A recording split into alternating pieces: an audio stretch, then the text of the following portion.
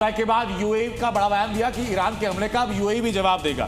तो अब तक तो खाली आप यूएस और इजराइल के जॉइंट ऑपरेशन में थे, अब उस जॉइंट ऑपरेशन में यूएई का हाथ भी सामने आ जाएगा। देखिए, देखना कितना है कि और अभी 7 देश और बचे हैं जिन 8 देशों पर हमला किया गया, वो 7 देश भी आपको इसी लिस्ट में सामने नजर आएंगे। कतार ने भी ये कहा था पिछली बार, लेकिन कुछ नहीं किया उसने। कतार ने भी कहा था, कुछ नहीं किया, एक भी लोग नहीं मरे। ये बहुत इंपॉर्टेंट एंगल पर इस वक्त जंग 3.5 घंटे में पहुंच चुका है। यूएई अगर कह रहा है कि इस स्ट्राइक का वो जवाब देगा। जॉर्डन में यूएस एम्बेसी को लेकर एक आदेश सामने आया है, सुरक्षित स्थान पर रहने को कहा गया है। ये बड़ी अपडेट इस वक्त है। लेकिन मयंक सर, अगर यूएई कह रहा है कि हम इसका पलटवार करेंगे, इसका जवाब देंगे, तो मिडिल ईस्ट की बाकी कंट्रियां भी ये करेंगी, और अगर करेंगी तो फिर ईरान का क्या होगा? मयंक सर, मुझे अभी तक ये लग नहीं रहा है कि यूएई इसमें लड़ाई में उतरेगा। तो फिर इस बयान का मतलब क्या है सर? अभी थोड़ा ऑब्जर्व करने वाली बात है, लेकिन मुझे लगता नहीं है कि कोई और कंट्री इसमें अच्छा, दर्शकों को सर आप समझाइए कि यूएई में अगर यूएस बेस पर अटैक हुआ है तो यूएई उसका जवाब क्यों नहीं देगा, और ये बयान सिर्फ बयान तक सीमित क्यों समझा जाए? जी, क्योंकि अटैक उन्होंने पिन पॉइंट करके कर रहे हैं वो अमेरिकन बेसिस के ऊपर।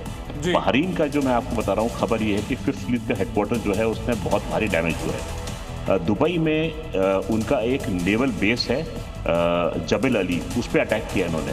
अबू धाबी में इनका एक एयर बेस है अल दफरा, उस पर अटैक किया है। तो इन्होंने चुन चुन के मिलिट्री टारगेट्स पकड़े हैं, वो भी अमेरिकन। तो हालांकि इसमें खबर ये आई है कि जो दुबई में जिस शख्स की मृत्यु हुई है वो एक एशियन मूल का व्यक्ति है। अभी तक डिटेल्स और आई नहीं है, इसलिए मैं ये मान रहा हूं कि मैं आ रहा हूं सर, ये अपडेट आपसे मैं लूंगा। लेकिन इसी बीच अपडेट ये आ चुका कि कतर के एयरबेस को भी बंद कर दिया गया है, फ्लाइट सारी रद्द कर दी गई है, क्योंकि कतर में भी ईरान ने हमला किया है। कतर एयरबेस की सारी उड़ानों को रद्द कर दिया गया है, एयर स्पेस वहां का फिलहाल बंद कर दिया गया है अगले 8 घंटों के लिए। ये अपडेट सामने है, बताइए सर। मयंक चौबे सर,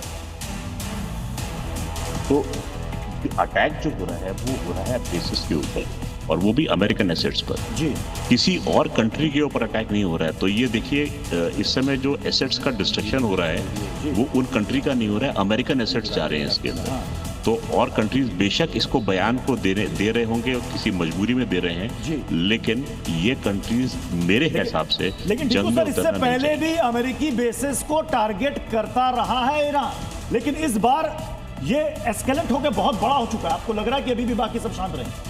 नहीं, मुझे लगता है कि ये युद्ध थोड़ा आगे बढ़ेगा। हाँ, ये छोटे देश हैं, मेरे ख्याल से इनके पास इतनी क्षमता भी नहीं है कि वो ईरान के ऊपर अब ये देखिए बड़ी खबर सर, करे। बहरीन कह रहा है ईरान ने बहुत बड़ा धोखा दिया है। ईरान ने बहुत बड़ा धोखा दिया है। और एक और अपडेट आ गई प्रत्युष।